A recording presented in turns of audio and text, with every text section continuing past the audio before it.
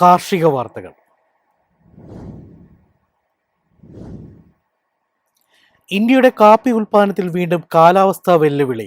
2026-27 സീസണിൽ രാജ്യത്തെ കാപ്പി ഉൽപ്പാദനം 4% വരെ കുറയാൻ ഇടയുണ്ടെന്നാണ് US കാർഷിക വകുപ്പിന്റെ മുംബൈ ഓഫീസ് റിപ്പോർട്ട് ചെയ്യുന്നത്.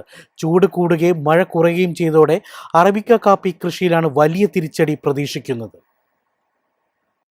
2026 ഒക്ടോബറിൽ ആരംഭിക്കുന്ന പുതിയ കാപ്പി സീസണിൽ ഇന്ത്യയുടെ മൊത്തം കാപ്പി ഉൽപ്പാദനം 6.14 മില്യൺ ബാഗായി ചുരുങ്ങുമെന്നാണ് US കാർഷിക വകുപ്പിന്റെ പ്രവചനം. കഴിഞ്ഞ സീസണിനെ അപേക്ഷിച്ച് ഏകദേശം 4% ഇടിവാണിത്. അറബിക്ക കാപ്പി ഉൽപ്പാദനത്തിൽ 8% വരെ കുറവുണ്ടാകുമെന്നാണ് റിപ്പോർട്ട്. കാലാവസ്ഥാ മാറ്റങ്ങളെ കൂടുതൽ ചെറുക്കാൻ കഴിയുന്ന റോബസ്റ്റ കാപ്പി ഉൽപ്പാദനം വലിയ തോതിൽ കുറയില്ലെന്നും റിപ്പോർട്ട് വ്യക്തമാക്കുന്നു.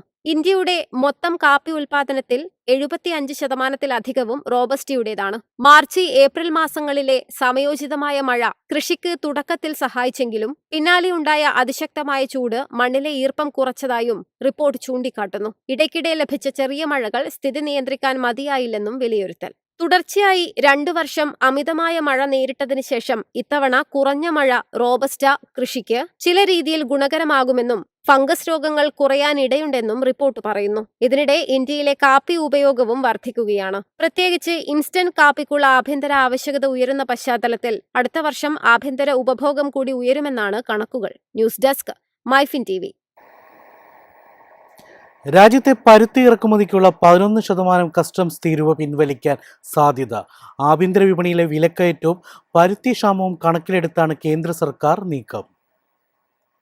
രാജ്യത്തെ വസ്ത്ര വ്യവസായത്തിന് ആശ്വാസമായി മാറാവുന്ന നീക്കമാണ് പരുത്തി ഇറക്കുമതിക്കുള്ള കസ്റ്റംസ് തീരുവ പിൻവലിക്കൽ. നിലവിൽ അസംസ്കൃത പരുത്തി ഇറക്കുമതിക്ക് 11% തീരുവയാണ് ഈടാക്കുന്നത്. എന്നാൽ ആഭ്യന്തര വിപണിയിൽ ഉയർന്ന നിലവാരമുള്ള പരുത്തിയുടെ ക്ഷാമവും വിലക്കയറ്റവും സ്പിന്നിംഗ് മില്ലുകൾക്കും ടെക്സ്റ്റൈൽ നിർമ്മാതാക്കൾക്കും വലിയ തിരിച്ചടിയായി മാറിയിരിക്കുകയാണ്. ഈ സാഹചര്യത്തിലാണ് തീരുവ ഒഴിവാക്കണമെന്നാവശ്യപ്പെട്ട് വസ്ത്ര കയറ്റുമതിക്കാരും അപ്പാരൽ മേഖല പ്രതിനിധികളും കേന്ദ്ര സർക്കാരിനെ സമീപിച്ചത്. 2025-26 സീസണിൽ രാജ്യത്തിന്റെ പരുത്തി ആവശ്യം 337 ലക്ഷം ബെയിലുകളായിരിക്കുമ്പോൾ ലഭ്യത 292 ലക്ഷം ബെയിലുകൾ മാത്രമാണെന്നാണ് കണക്കുകൾ. ഏകദേശം 45 ലക്ഷം ബെയിലുകളുടെ കുറവ് വിപണിയിൽ സമ്മർദ്ദം വർദ്ധിപ്പിക്കുന്നതായും വ്യവസായ മേഖല ചൂണ്ടിക്കാട്ടുന്നു. News desk, Myfin TV.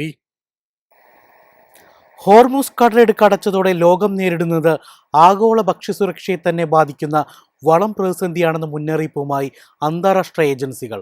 Gulf മേഖലയിൽ വളം നിർമ്മാണം താറുമാറായതോടെ ഇന്ത്യ ഉൾപ്പെടെയുള്ള രാജ്യങ്ങൾ കൃഷി മേഖലയിൽ വലിയ വെല്ലുവിളിയിലേക്ക് നീങ്ങുകയാണ്. ഹോർമുസ് കടലിടുക്ക് അടച്ചതോടെ ലോകം ഗുരുതര വളം ഭക്ഷ്യ പ്രതിസന്ധിയിലേക്ക് നീങ്ങുന്നതായി അന്താരാഷ്ട്ര ഏജൻസികളുടെ മുന്നറിയിപ്പ്. മാർച്ച് 2-ന് ഖത്തറിലെ റാസ് ലഫാൻ LNG അമോണിയ സമുച്ചയത്തിന് നേരെയുണ്ടായ ഇറാനിയൻ മിസൈൽ ആക്രമണത്തിന് പിന്നാലെ ഉൽപ്പാദനം പൂർണ്ണമായി നിലച്ചു. ഇതോടെ Qatar, UAE, Saudi Arabia, Iran, Jordan തുടങ്ങിയ രാജ്യങ്ങളിലെ നിരവധി വളം നിർമ്മാണ പ്ലാന്റുകൾ പ്രവർത്തനം കുറയ്ക്കുകയും നിർത്തിവെക്കുകയും ചെയ്തു. ആഗോള വളവ്യാപാരത്തിന്റെ ഏകദേശം 1/3 തടസ്സപ്പെട്ടതോടെ യൂറിയ വില കുത്തനെ ഉയർന്നു. ഏതാനും ദിവസങ്ങൾക്കകം മിഡിൽ ഈസ്റ്റിലെ യൂറിയ വില 19%, ഈജിപ്തിലെ യൂറിയ വില 28% വർദ്ധിച്ചു. നിലവിൽ യൂറിയ വില 50%-ലേറെ ഉയർന്നിരിക്കുകയാണ്. ഇന്ത്യ, പാകിസ്ഥാൻ, ബംഗ്ലാദേശ്, തുർക്കി തുടങ്ങിയ രാജ്യങ്ങൾ ഗൾഫ് LNG വിതരണത്തെ ആശ്രയിച്ചാണ് വളം നിർമ്മാണം നടത്തുന്നത്. ഗ്യാസ് വിതരണം തടസ്സപ്പെട്ടതോടെ ഉൽപ്പാദന ചെലവും കൃഷി ചെലവും കുത്തനെ ഉയരാനിടയുണ്ട്. ഇന്ത്യയ്ക്ക് ആവശ്യമായ പൊട്ടാഷ് മുഴുവനും DAPയുടെ വലിയൊരു വിഹിതവും ഇറക്കുമതിയിലാണ് ആശ്രയം.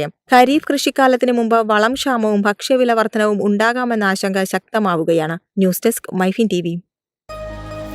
എളുപ്പത്തിൽ സമ്പാദ്യം വളർത്താം. ഇന്ന് തന്നെ മൈഫിൻ TV ആപ്പ് ഡൗൺലോഡ് ചെയ്യൂ.